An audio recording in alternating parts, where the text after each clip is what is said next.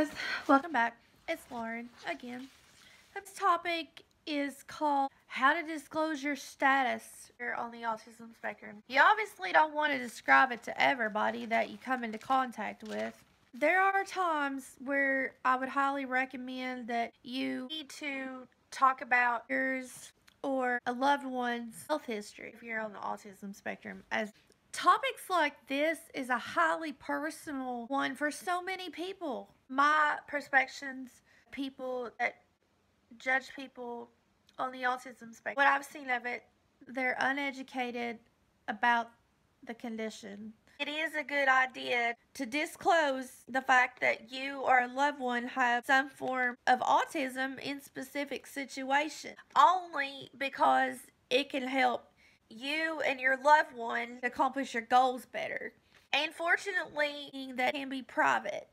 And my goal always in these videos is to help people that understand autism to understand it. And I feel like it should be talked about when you are receiving any specialized medical or dental treatment. It's not necessarily for the treatment, but because you want them to know and to be aware, just in case some emergency would happen, like if the child had a meltdown over something hurting. Medical procedures can hurt and nobody likes them. Also, because some medications can cause interactions with other medications that a person on the autism spectrum might be taking, and people on the autism spectrum do have a sensitivity to medicines and tend to get side effects.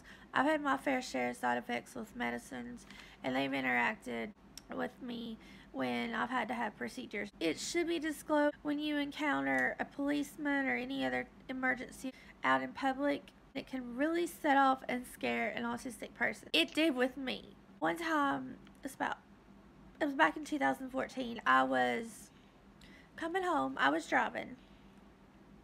And I was obviously driving like really weird. And all of a sudden the policeman pulls up behind me and I pulled over and I thought, what is he doing? And I just went into cold, hard panic.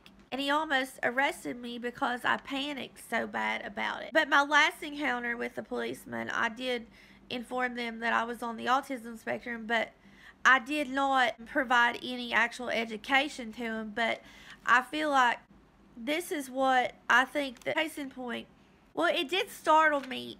Like last spring, I got pulled over by a policeman because it was late at night and I was traveling home from a yoga instructor teacher training, because they only have it on the weekends because they have it laid out for the people that work. And I got back to almost my home. The policeman pulled me over. He said that someone had reported me for driving weird. And I was very scared, I'm not going to lie. And I tried to be cool with him. I told him what was happening. I told him I drive weird and that I would never drink and drive. I think I explained to him that I was on the autism spectrum, but I'm high functioning and I worked very hard to live an independent life. And he let me go, and he was very calm about it after I explained the situation, and I didn't have to get any kind of ticket. All I did was just show him my license and insurance and all that. He said that I didn't deserve any speeding ticket. If I would have freaked out, then the policeman probably would have caught me. When registering your child for school, you really need to keep in contact with your child's teachers at regular intervals to discuss your child's progress in school and any updates in their condition that might require an IEP, or if you got one, a revision in it.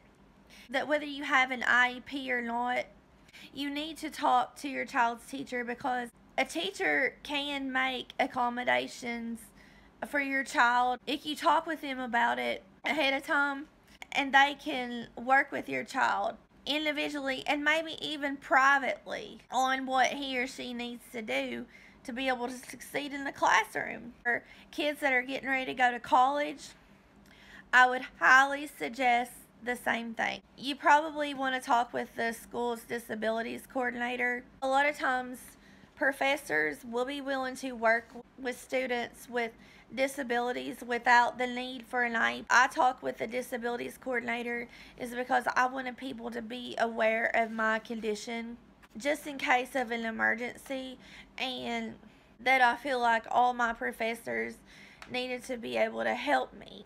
But I will admit, if anyone ever disowns your child or refuses to let your child do anything, like get into a program, that is discrimination. And had I know now, I would have probably reported people that would not let me get into a program because of my disability. I was denied jobs and into admission into programs because of my disability. And for that reason, I would highly encourage the same thing for when you're applying for a job. And as far as relationships goes, you should disclose your autism to a potential partner because you want them to respect you for you. And you want them to love you and to help you despite your autism status. And you want them to help you to be the best you. If anyone decides not to date you because you act weird, then they're a jerk face themselves, and I'm not lying. Other than these 7 rules, I don't feel like it's required to discuss your status as being on the autism spectrum. This is a highly individual choice outside of medical or employment, as in the way of getting a job. It's all up to you. But that is just my best advice to help you get your child or yourself to where you need to be in order to succeed in life. It's not to advertise your status because stuff like this should be too private, that you do need to disclose it at one time or another. And whatever your choice in describing your medical status as being on the autism spectrum is not wrong or right.